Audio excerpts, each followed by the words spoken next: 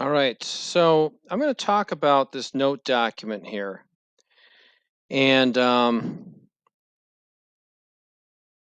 if you need a little to kind of go over this again, we're going to talk about this in class. We're going to talk about section 8.1 and 8.2 here. Okay. And that's about zero and negative exponents. Now, don't worry about the stuff on the right yet. I'm going to talk about the stuff on the left. Okay. You guys have all done exponents before. Let's see if I can get my pointer going here. There we go. Now I set up a little table here, 2 to the 4th, 2 to the 3rd, 2 squared, 2 to the 1st. You all know that 2 to the 4th means 2 times 2 times 2 times 2, 2 4 times. That's going to be 16. 2 to the 3rd equals 8, 2 times 2 times 2. 2 squared is 4, 2 to the 1st is 2, and you probably really never dealt with zero or negative exponents. But what you notice here is on the left-hand side, as this power goes down by 1, this result gets cut in half, right? Okay. So 2 to the 0, if you follow the same pattern, you cut 2 in half, that would be 1. All right. And now if we continue to cut the power down by 1, now to the negative 1, this again gets cut in half to 1/2.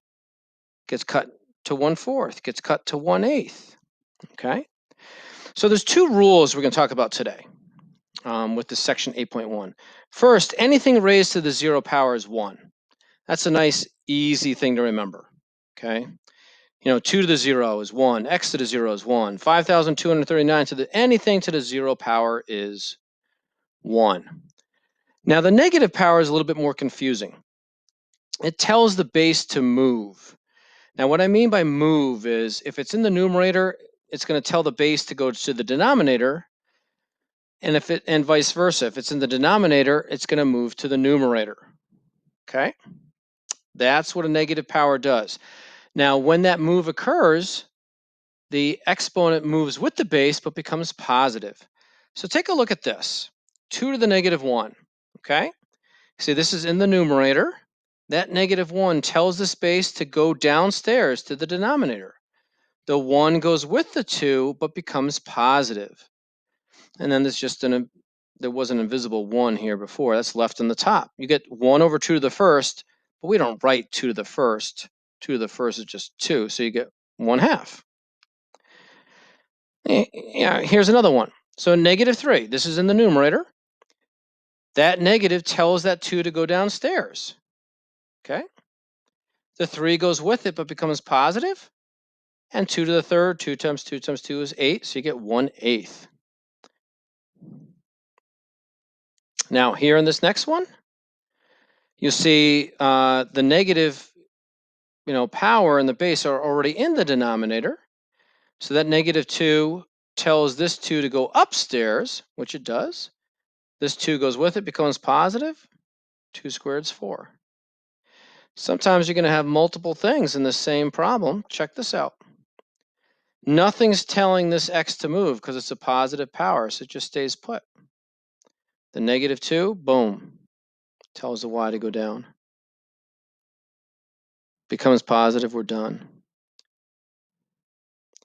Nothing tells this 3 to move. There it is in the top. This negative 2 tells that 2 to go down. Boom. 2 goes with it, becomes positive. 2 squared, 3/4. Now remember, there's an invisible 1 here, just so you know. But it's positive, so the x stays put, the y goes down. Negative 6 stays put in the top. Negative 4 tells that 2 to go down. 2 times 2 times 2 times 2. And then reduce the fraction. 6 to the 0 is 1. The negative 1 tells a 9 to go down. There. Obviously, to get good at this, you got to practice, okay? That's why we have homework. That's why we do some practice in class. So now we're going to talk about scientific notation. Scientific notation is used to represent, what's typically very small numbers or very large numbers, okay? Scientific notation looks like this. C times 10 to the to the n power. This is the only time we use the cross, for times. The x is times. It's just kind of standard procedure with scientific notation. C has to be a number between 1 and 10. So here, let's watch. This is commonly used in science, like astronomy. You get really big numbers out in space. Distances are so massive. Or small numbers, microscopes, nanotechnology, stuff like that. So here, let's look at this number, 52,000. We want to rewrite that in scientific notation. So we take these numbers in the front, forget about the zeros, we rewrite that so it's between 1 and 10. So I write it as 5.2. Now, I want to move this decimal to the right to make this number. To move it to the right, you multiply by 10 and a positive exponent. This tells you how many times to move the decimal because we have a base 10 number system.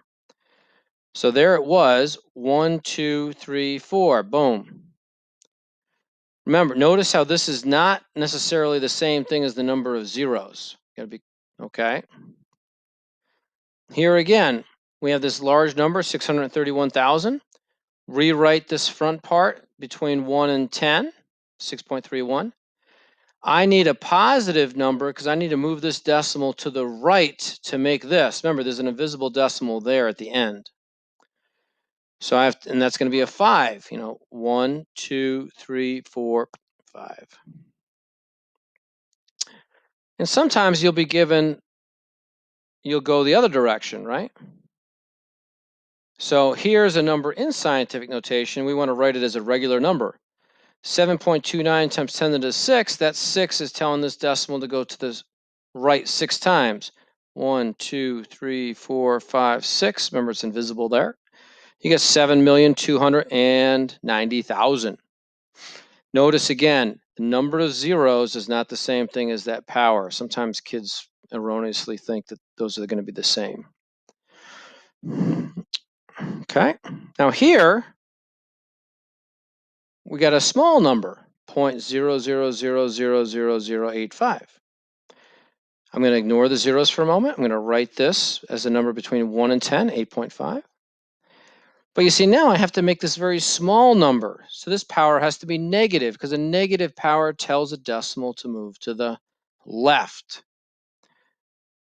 There it was, 1, 2, 3, 4, 5, 6, 7. That's where this negative 7 comes from. This negative 7 tells us to go left.